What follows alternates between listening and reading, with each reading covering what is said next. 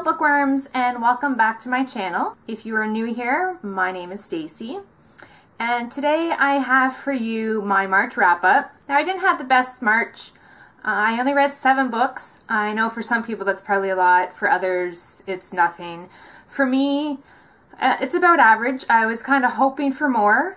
Okay, before I get into what I've read, I do want to state that these books are my opinion. Many of you may not agree with them. I just hope that you respect my thoughts and feelings on them as I would respect your thoughts and feelings. Okay, these books are in no particular order.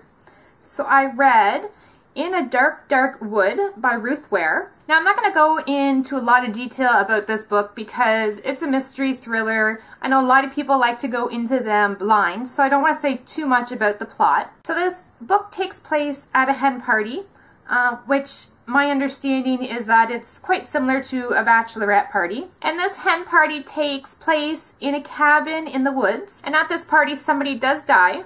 And I'm not giving anything away because it's actually already in the description that somebody dies. So this book basically just follows who died and what happened at the night of this party. Now, I had really high hopes for this book after reading The Woman in Cabin 10 by Ruth Ware. I really enjoyed that book, so I honestly thought I was really going to enjoy this one, but I was sadly disappointed. For me, I like my mystery and thrillers to have a lot of twists and turns, something that keeps me hooked, so something that's a real page turner. But I found that this book actually had none of that. I found it to be boring and that the plot just dragged on. I didn't think that the end had much of a plot twist, and I also did find it to be a little predictable. I ended up giving In a Dark, Dark Wood 3 stars. And another book I read in the month of March is actually a graphic novel, and it's my very first time ever reading a graphic novel. I did borrow it from my library through Overdrive, so I don't actually have a physical copy to show you. Anyways, it's called The Prince and the Dressmaker. We follow Prince Sebastian, who hires Frances, who is a dressmaker, and she must keep Prince Sebastian's secret, which is that he likes to wear dresses. Now, this is a coming-of-age story of identity. I found it to be fun and very heartwarming.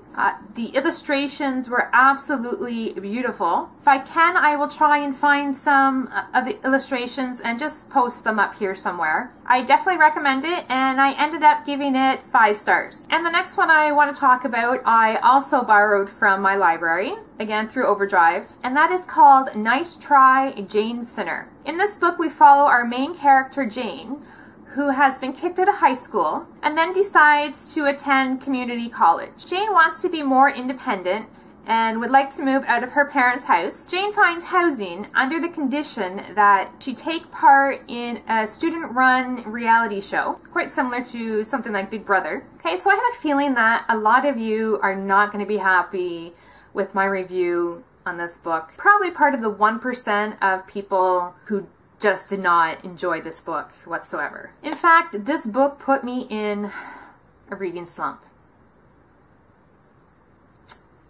I found this story did start off strong. I really enjoyed it. I was really intrigued. I wanted to know what was going to happen next. And then I got about halfway through, and it just basically went downhill from there. I felt like the plot became very boring with absolutely no development. I did find Jane's character did start off extremely funny.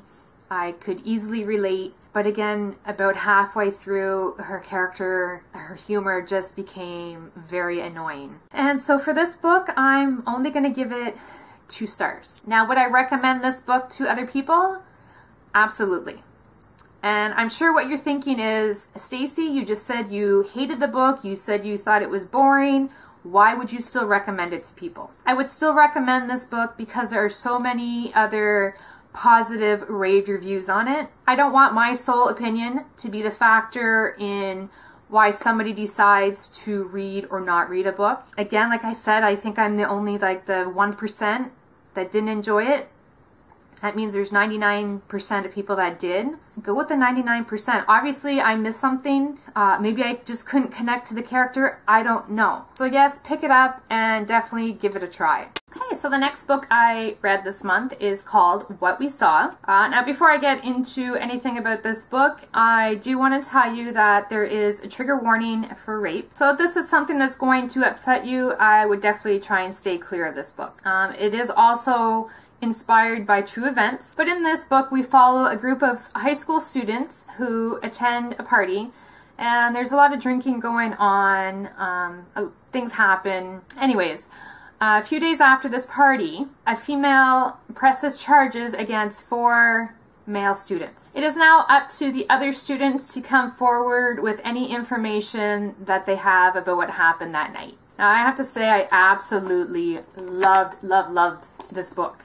Loved it. I was overwhelmed with emotion after reading this book. I think it has a very important and powerful message that I feel that many people would actually benefit from reading this book. So if you haven't read it yet and you can handle the talk of rape, I highly recommend you read it. Of course, I gave it 5 stars. And the next book I decided to pick up is called In Real Life. And in this book we follow our 2 main characters, Hannah and Nick, and they're actually best friends.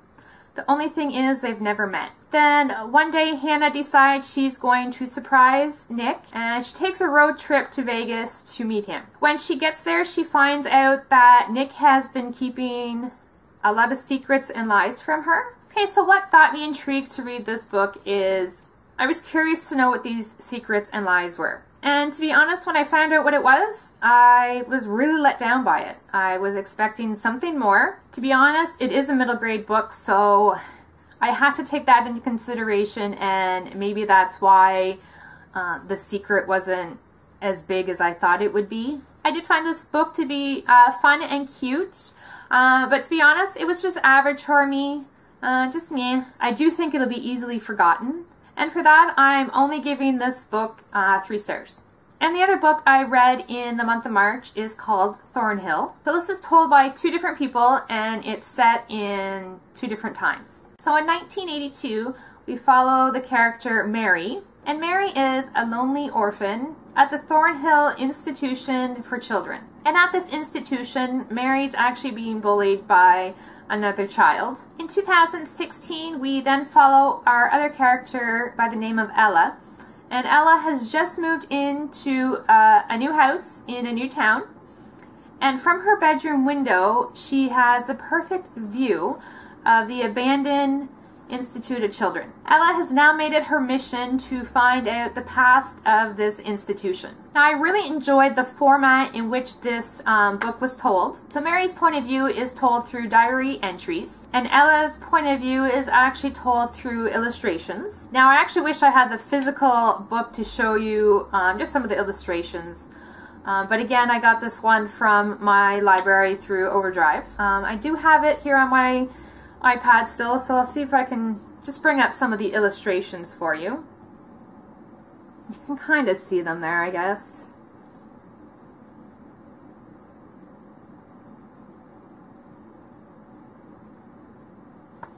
So like I said before, that is definitely one of the reasons I really enjoyed this book. I also felt like I was able to connect to Mary's character, and her stories absolutely broke my heart. Now, I only gave this book 4 stars, and the reason I didn't give it 5 stars is simply because there was a part in the book that I was really hoping was going to go a different way. I found the end of the book to be depressing, and I would have rather it ended on a happier note. And the next book I read is called Still Mine. And in this book we follow our main character, Claire, who's actually on the run from her past. She arrives in this small town and she starts asking a lot of questions about a local girl who went missing. And Claire makes it her mission to find out exactly what happened to this girl and whether she is dead or alive. I really wasn't a huge fan of the ending. Definitely have really mixed reviews on it. It was somewhat predictable.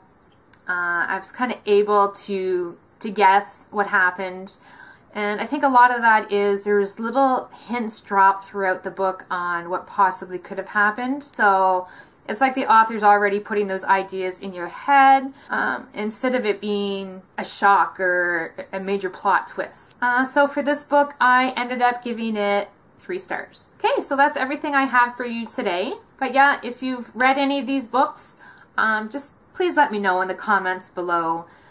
Just your thoughts and feelings, whether you agree or disagree. If you liked my video, please give it a thumbs up. If you'd like to see more from me, please hit that subscribe button. Until next time, happy reading. Bye!